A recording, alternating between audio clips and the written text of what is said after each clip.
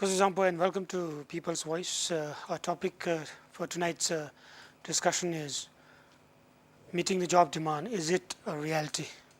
To discuss this, we have Honorable Director from Royal Civil Service Commission, Mr. Doj Sering, and from Ministry of Labour, from the Quality Assurance Division, I have Mr. Tandin, who is the Chief of Quality Assurance Division. Thank you, both of you, for being here, sir. And also I have some young graduates here who are raring to ask questions that are really pertinent to their situation right now. For those of you who would wish to participate in this discussion, can call us. We will flash the numbers on the bottom of our screen. And also, those of you who would not get opportunity to make your calls through, you can send in your SMS, and the details are given on the bottom of your screen as well. So, to summarize, or maybe to sum up whatever we have discussed in our Dzongkha session, Honorable Director, you go by this mandate that Royal Service Commission is going to have a compact, efficient civil service. If keeping this in mind, you also need to take care of the growing number of graduates every year, school dropouts, graduates every year. It keeps increasing. So keeping this in mind, how are you going to solve this unemployment issues, keeping the promises that our new government has made in mind? Thank you. As I mentioned in the Dzongkha session, where the legal provisions in the Constitution of Bhutan, in the Civil Service Act of Bhutan 2010, and in the Royal Charter of 1982, the civil service, in its effort to serve the country and the people, it is to be maintained, its size has to be small, compact and efficient. So these are the legal provisions why we cannot expand vacancies in the civil service. And the reason why I had mentioned in the earlier Dzongkha session was that the constitutional provision under Article 14, which says that the recurrent expenditure of the government has to be met from the internal revenue. And today, the civil service pay and allowances adds up to about 43% of the current budget and 36% of the total revenue. Any increase in the civil service size would impact upon the internal revenue, expenditure on the internal revenue, which would then impact on the overall money that is left, budget that is left for the country's economic development.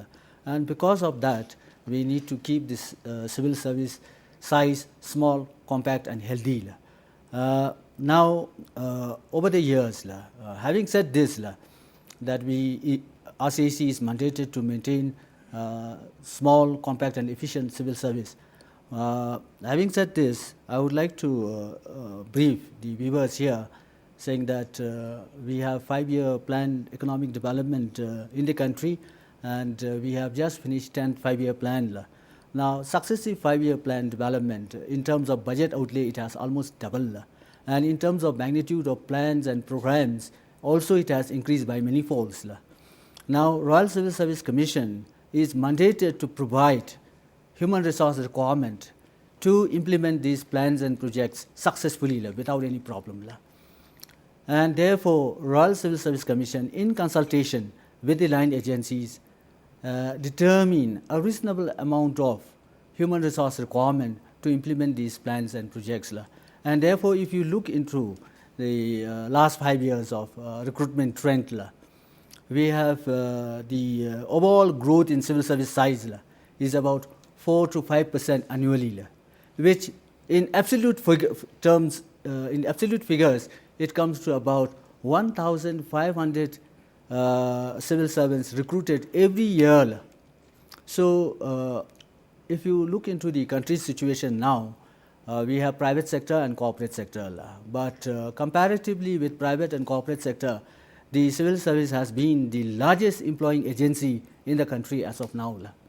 Yes. Thank you. Thank you, sir. Mr. Tandin, now as you mentioned in our Dzongkha session, that the primary responsibility of your ministry is not to create jobs or to guarantee job opportunities to the job seekers, but to rather facilitate job opportunities. Keeping this in mind, now if you're there only to facilitate and with the growing number of graduates flocking into your offices, your ministry, what is the scenario that you are thinking about 1 to 2 years from now? Because number of graduates keep increasing. And also you mentioned about having the responsibility without authority. What would that mean? Because given the authority, what kind of authority you would want to look for? And if given that particular authority that you are referring to, will it solve the problem that we have in hand? Las, thank you.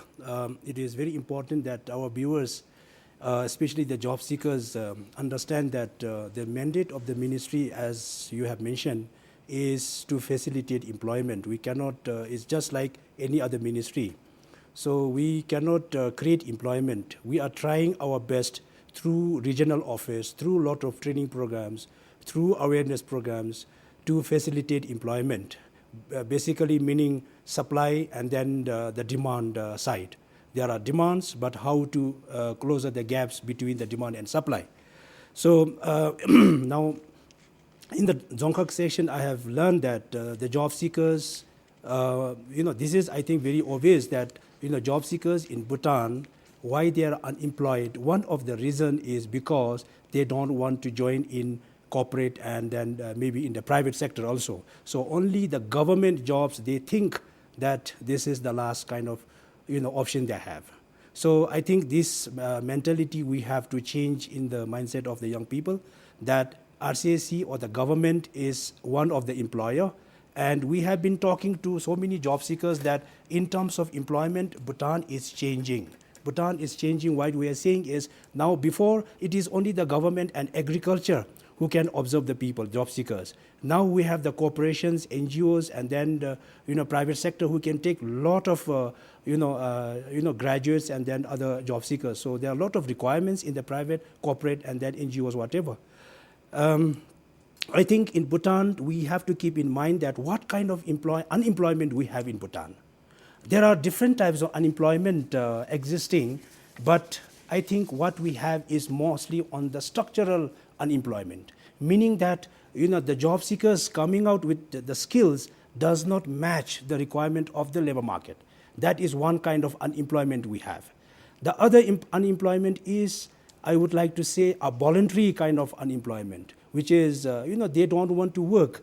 They are waiting for the government opportunities and don't want to join the, private and government sector, private sector. So this is very obvious in Bhutan. We need to really tackle these, issues.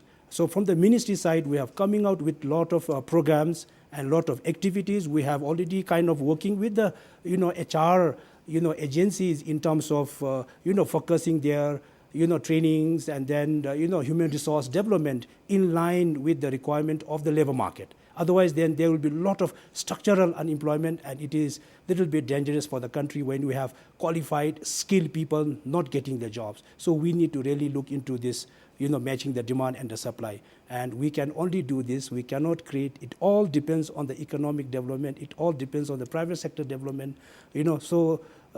Ministry can only facilitate and come out with a lot of programs. We already have a lot of programs, so maybe we will, discuss in the process. Yes, sir. So one thing I've mentioned earlier is regarding the responsibility that you shoulder and not having enough authority to execute things. As mentioned, what would that mean, sir? Last, what I mean is that unemployment is a national issue.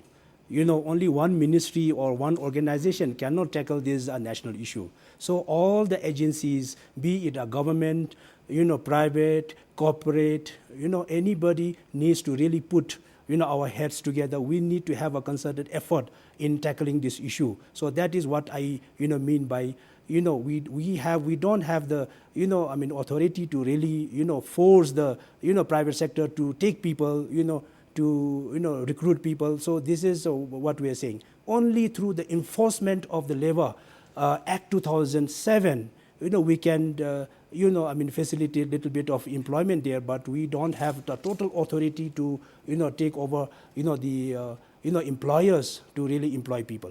Yes, sir. Okay. Any questions from the floor? Okay, Namge. Yeah. 2 questions from the floor. Okay, first Namge.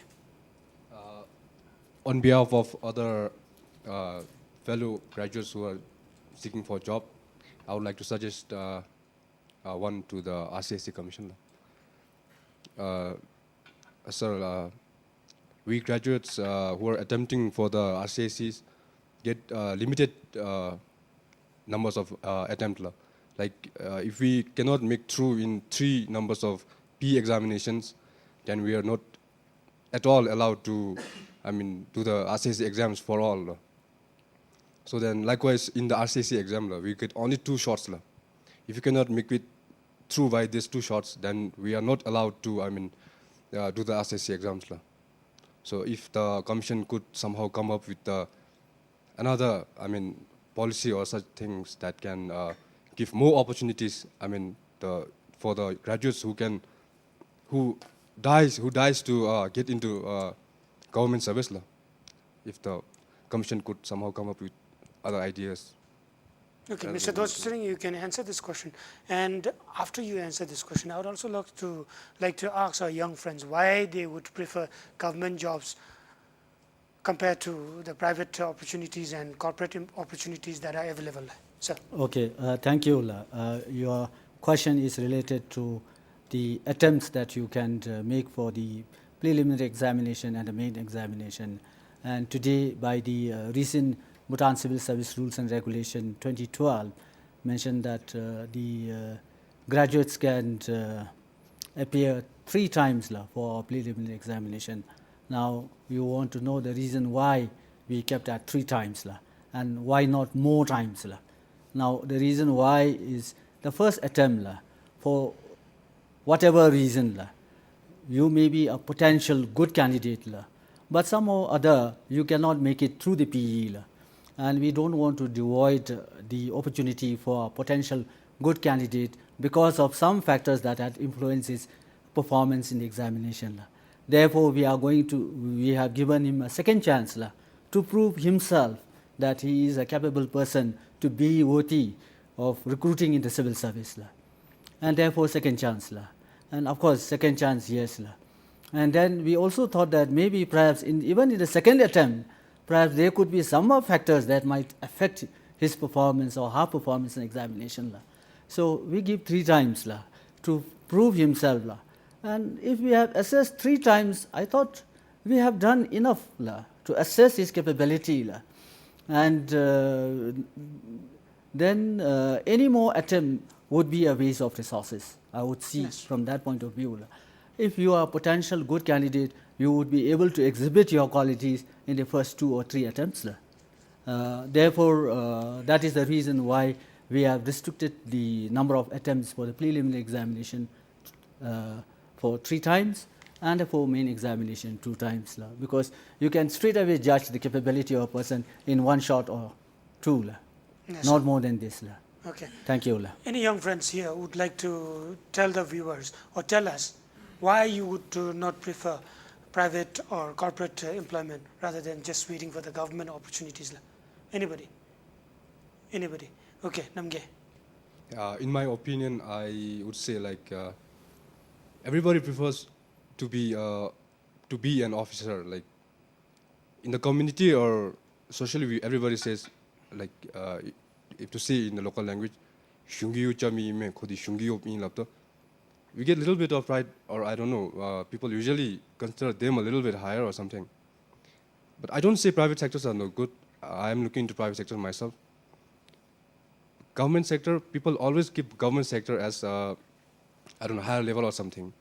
That's my opinion. Okay. You had a question. Please introduce yourself. Thank you for Mr. Dawa. My name is Situ, and my question goes to ministerial level. Many of my friends says they are happy with the initiative taken by the ministerial level for the internship program. And many of the, my young friends, what they say is, after going for 3 months internship program, and there is no response from the ministerial level. And some of my friends, they have taken more the 1 year internship program, voluntary for the various agency and corporation without any payments. For that, having said that, is there any reaction from the ministerial level in this matter? Okay. And another question for the RCC. With support to the Mr. Namgela.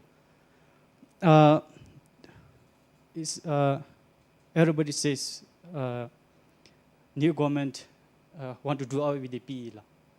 So henceforth, is there any immediate reaction from the RCC? Okay. We have a good messenger here who is quoting all his friends for all the questions that he put. First to the Minister of Labour and Human Resources. Plus, internship, graduate internship is one of the activities that ministry is undertaking. We have so many other programs for job seekers, like apprenticeship training program. We have graduate internship program, and then we have so many other training programs for job seekers, including the training in the hospitality, training in the BPOs for the graduates, training in the construction sector, training in the hospitality and tourism sector. And graduate internship is one of the program. And this is mainly to provide them the employability skills. If you look at, again, the causes of unemployment is they have just class 10, 12 certificate. And even the graduates have just the university certificates. So it doesn't mean that having just university certificate, your job is just waiting. Employment is there. So in Bhutan and throughout the world, that employability skills development is very, very important. Which means now this is the changing in the world of work. And our job seekers has to really understand what sort of changes are taking place in the world of work. We are every time saying that, in the past, we are talking about employment. And nowadays, in the present and the future, we are talking about employability.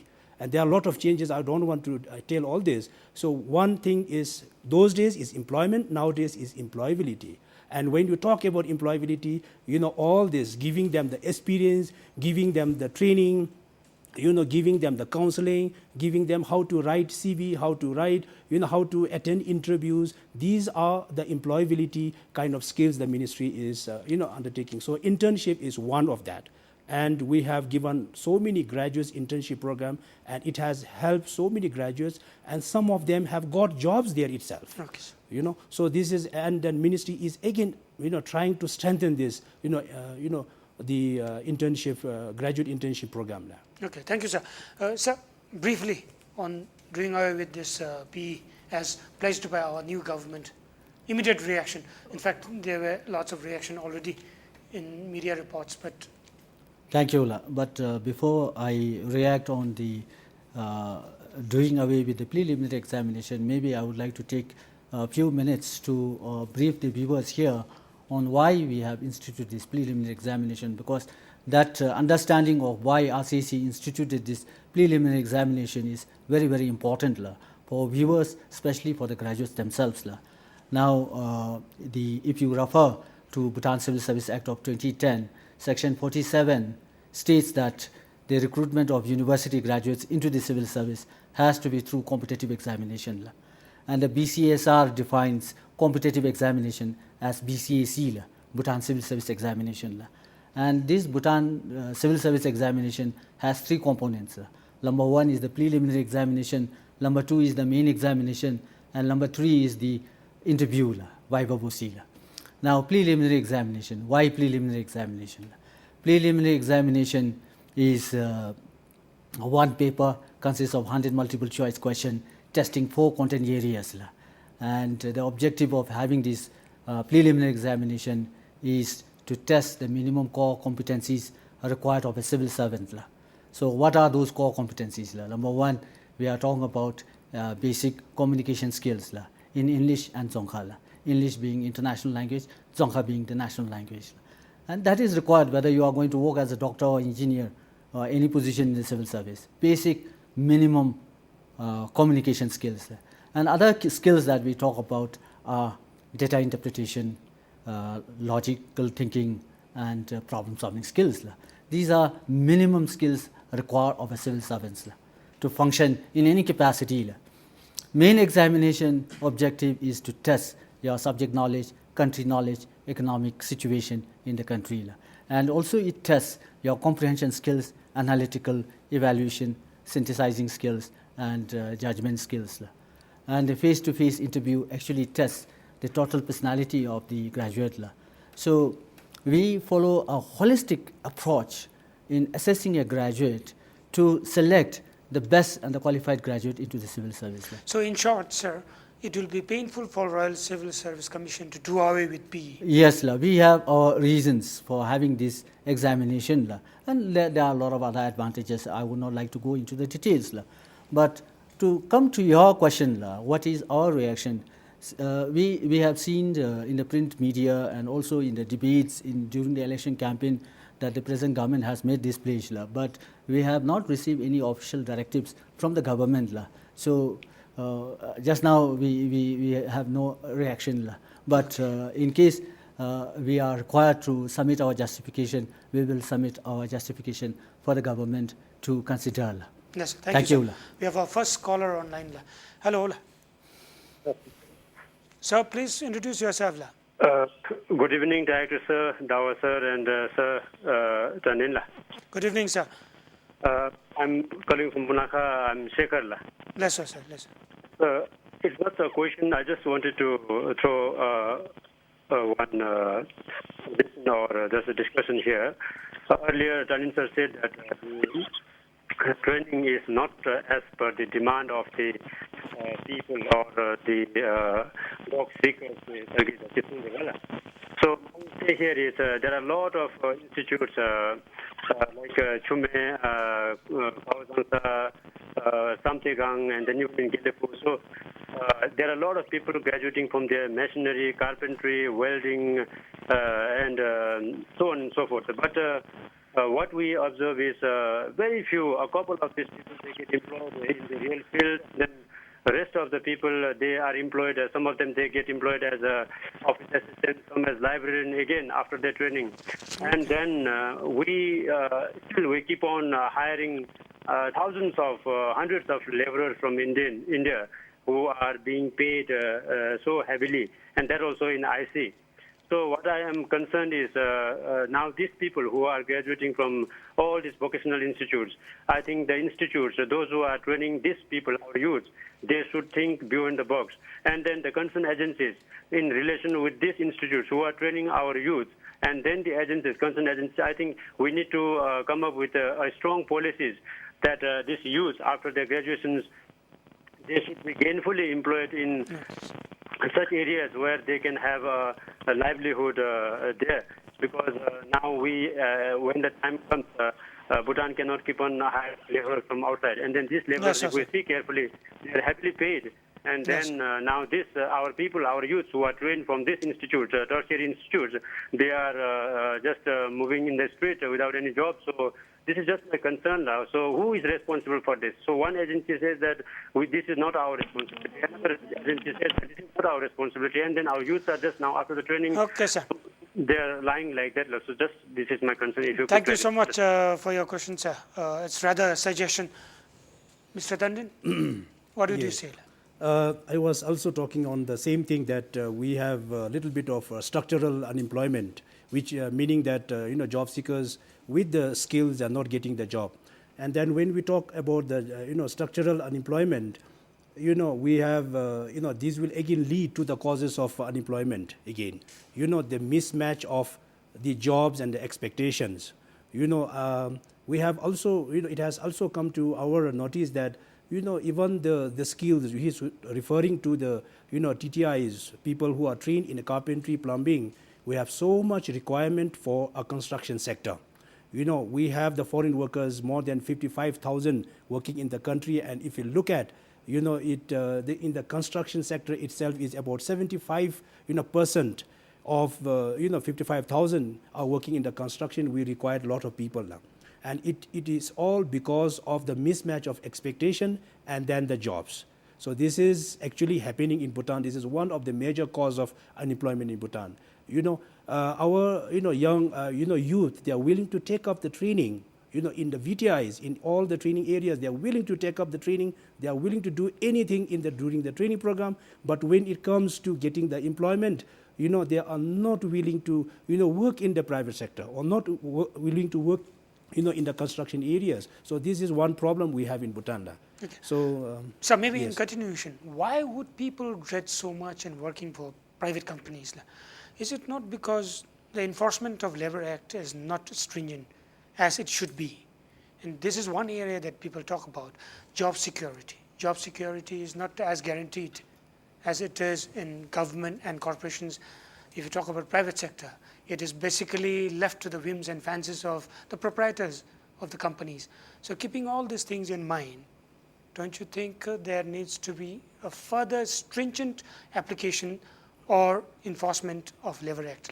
Yeah, so this is, again, I was talking that, only through the enforcement of the Labor Act, we can, create employment, we can, at least meet the supply and demand. And the ministry, we are doing a lot of things on the enforcement of the Labor, Act in terms of, recruiting, foreign, workers. We have so much of restrictions on the foreign workers to recruit to Bhutan. And then the requirements, so much of requirements now we have put in place from the private, or the corporate sector in terms of, the internal service rules, the wages they are paying, the occupational health and safety. So through all these regulations, we are, enforcing the, Labor and Employment Act, so that we can, generate employment, and we can, meet the demand. So that is what we are also doing it. Yes. Questions from the floor? Okay.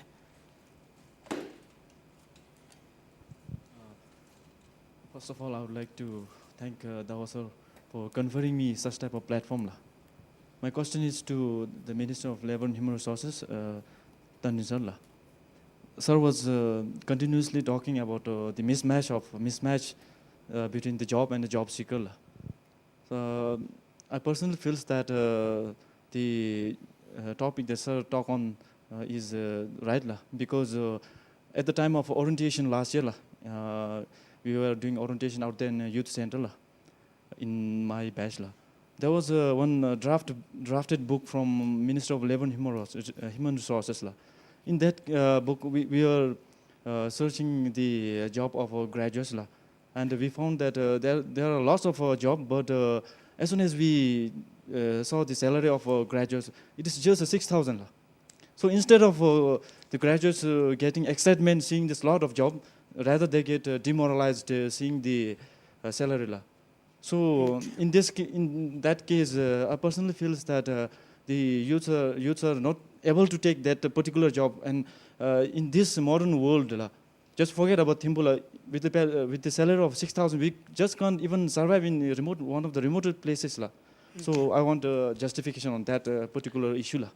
Okay, the remuneration package is talking about. It's too less to consider the job opportunities that you have mentioned in that draft book, whichever it may be.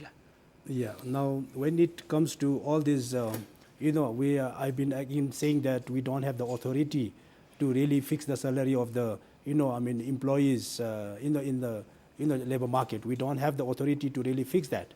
But what we are, again, we are also negotiating with them, So what we are informing the job seekers is, we need to get experience there. You need to work there.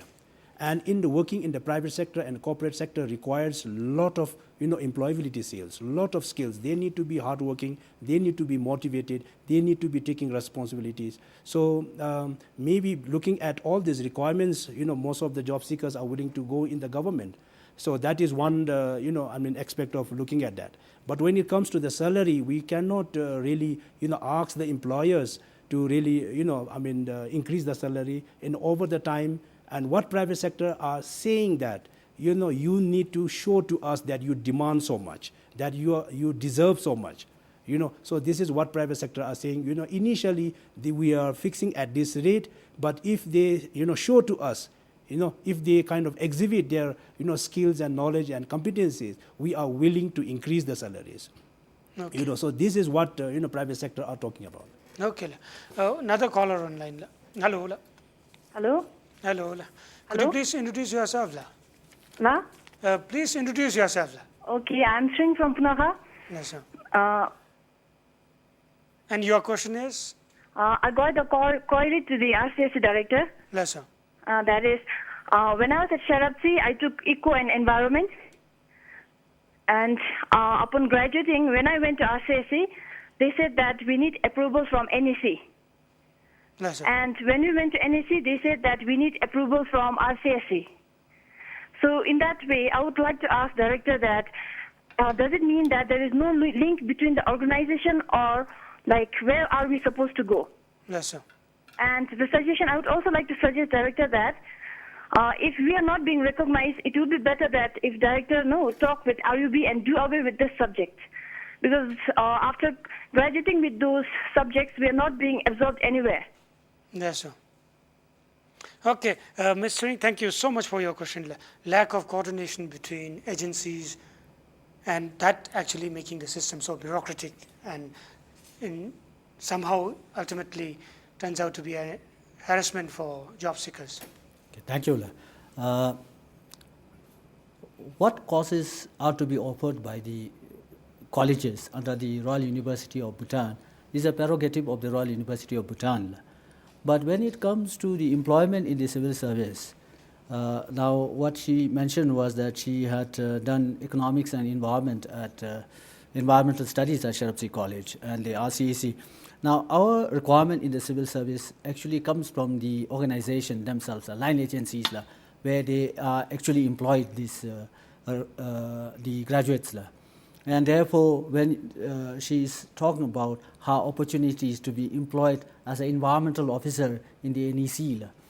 Now, to be an environmental officer, you require a major in the environment because she has taken two subjects, economics and environment. Okay. Now, even geography student would have definitely touched on environment, and today environment has become a burning issue worldwide.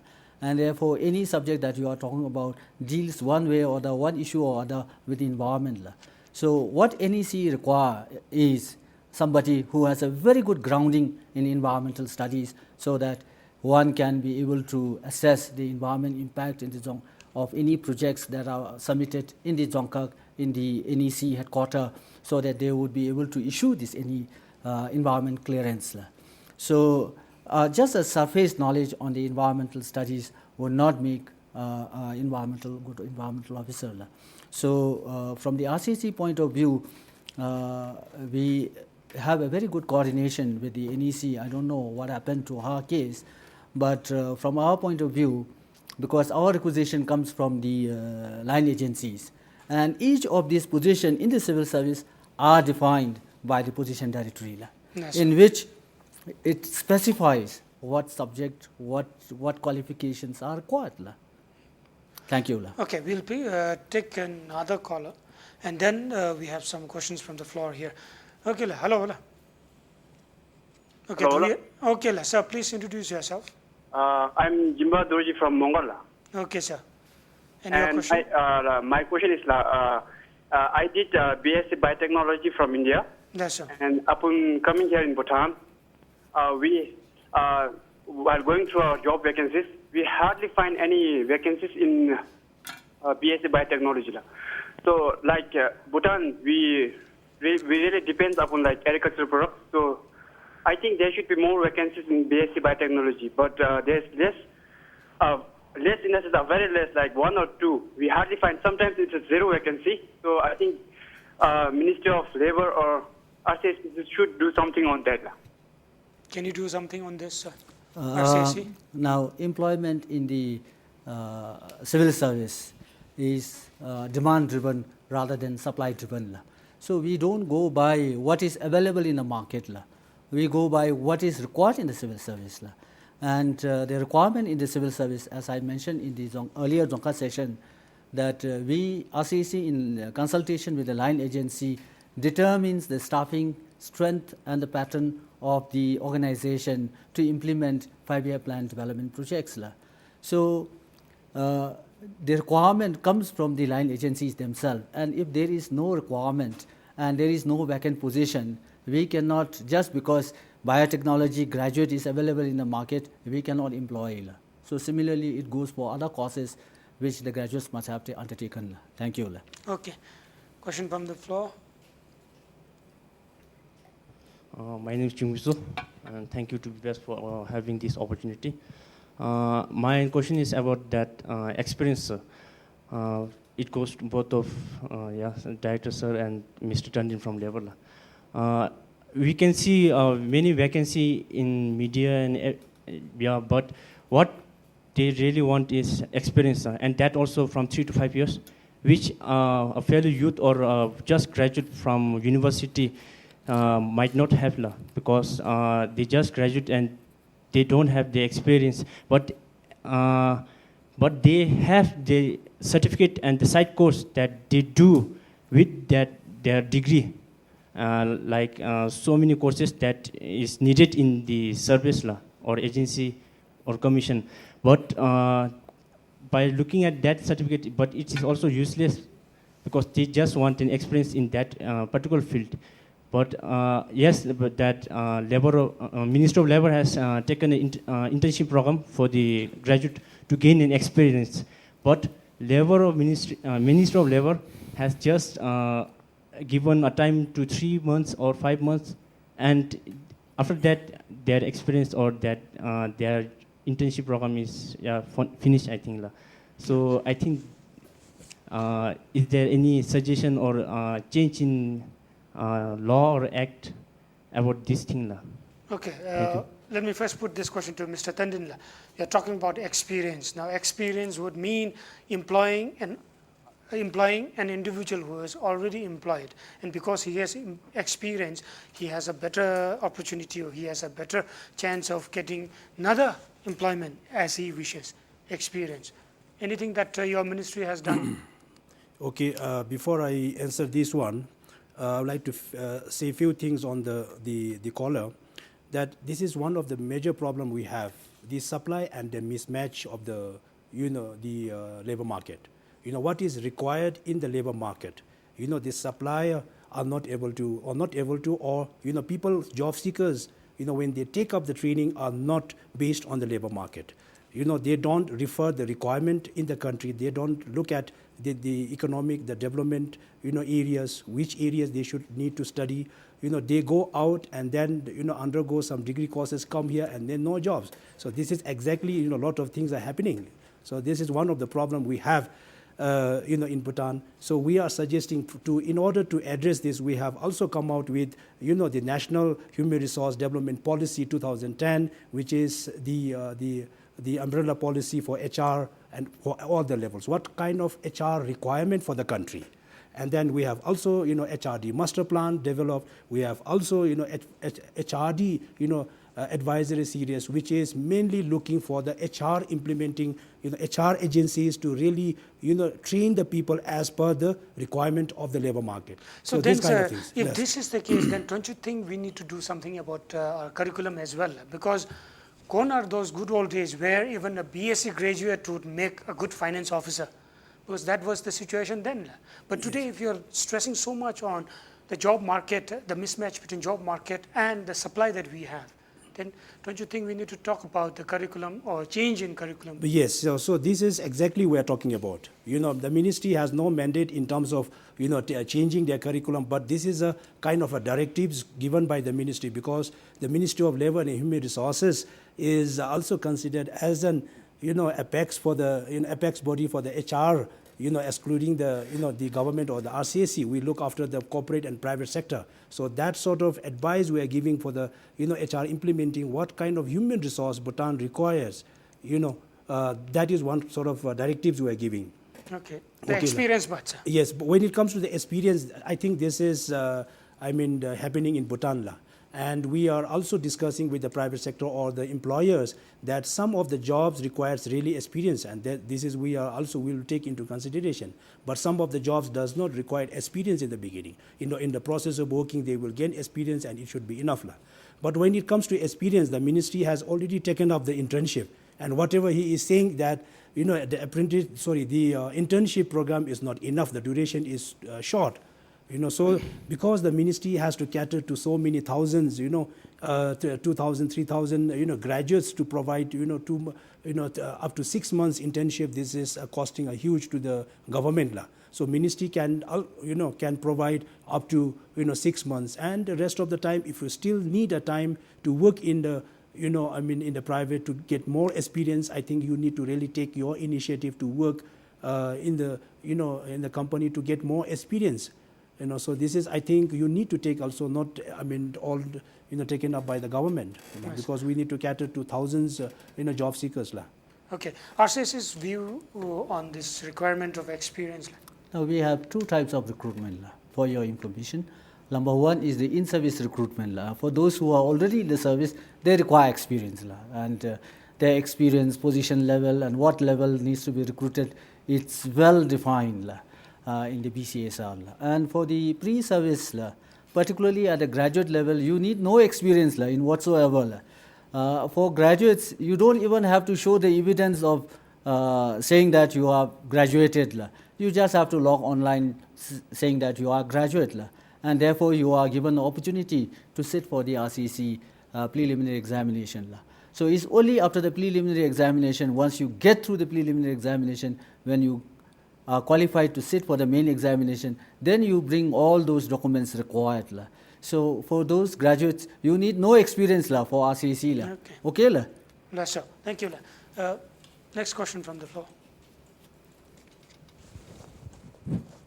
My question goes to Minister of Labor. So here it goes.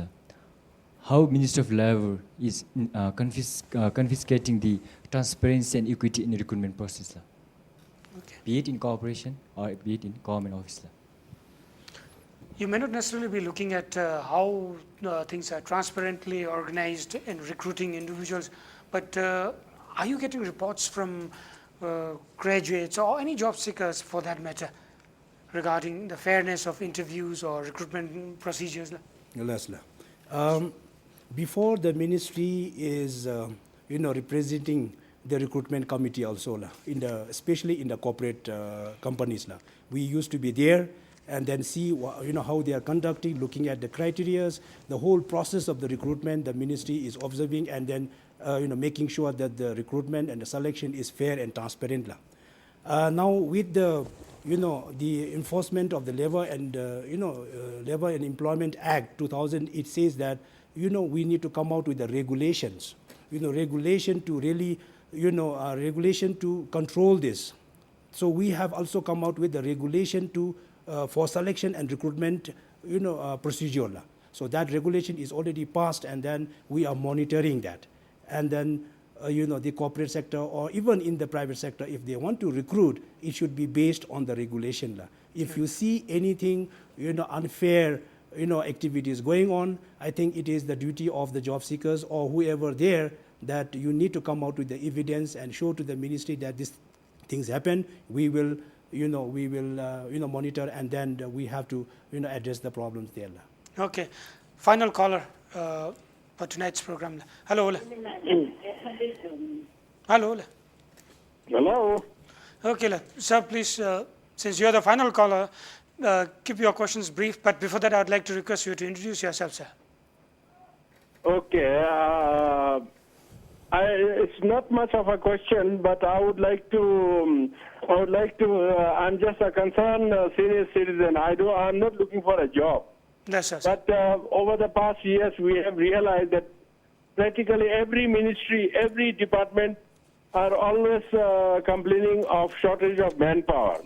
On the other hand, we have got so many backlogs of graduates and school leavers who are required to have experience. If we don't employ them, like so many of the callers and so many of the audience have questioned, if we don't provide something, how are they going to gain any experience? Yes. And on the third level, we have got so many job vacancy announcements which requires in-service people. How are these matched, and what is the new plan for the new government And for the next 5 years, what are the plans? Because Okay, the sir. RCAC needs a major surgery to look into the human resource requirement of the entire nation, and not just civil service cadre, which the slogan says small, efficient, and compact. Okay, sir. Which does not stand well as of now, because of what I said before. Many of the departments and everybody is running short of manpower, and we have got a lot of backlogging. Thank you, sir. Thank you, sir. Thank you so much for your question, sir. RCAC, you need a major surgery, is what the caller mentioned. Now, There are two questions that the caller asks. Number one is the line agencies. They talk always that there is a manpower shortage in the ministries and agencies for implementing their plans and projects. But on the other hand, we know that in the ministries and agencies, there are many employees without any work. So what way forward seemable? What I would like to say is that the manpower requirement, the reasonable manpower requirement, is determined between the RCAC and the line agency through bilateral discussion, through series of discussion. yes, sir. And we come to that reasonable number. Now, the shortages in the civil service are mainly to do with the skills, that we require more of engineers, civil engineers, doctors, and the supply in the labor market is more of general graduates. So there is a mismatch. So our requirement is civil engineers, doctors, teachers, but the supply is the other way around. And In-service? In-service recruitment. Why in-service recruitment? Now, there is a growing need because now many of the higher qualified civil servants are actually resigning to join politics and to take up their business in the private sector, also join the corporate sectors because they offer higher financial incentives. And therefore, the gap between the junior engineer and the executive level is being created. And we need certain level of vertical mobility in the civil service to retain the in-service civil servant. And therefore, we do the in-service recruitment through open competition with a promotion. And that is how we retain. And that is the reason why we have this in-service recruitment. Thank you, sir. Mr. Tandon, final word, your advice to all the job seekers. Thank you. The final word from my side is that job seekers need to really understand that the labor market is very dynamic. There's a lot of changes in the world of work. You need to really understand the requirement of the labor, the labor market, and not only just having class 10 and 12 of the graduate certificate is not enough, to get employment. You need to, add more on to whatever you have to get employment in Bhutan. And we have so many services provided by the ministries to really, tackle these issues. We have a counseling program, we have an apprenticeship program, we have a, university internship program, and we have, so many other training areas where you can really, develop your employability skills and then get employment. And Thank you, don't sir. think that government is only the employer. We have so many other employers, private, corporate sector. Thank you so much, Mr. Doj Singh and Mr. Tandon, for being here with us, and also young friends here for all your questions and suggestions. Let me read out the final poll result. We have meeting the job demand. Is it a reality? And those who feel that it's a reality is 169, and those who think that it's not a reality is 305. With this, we come to the end of our program. Until next week, where we bring another issue on People's Voice, it's time to say good night. Thank you for watching People's Voice.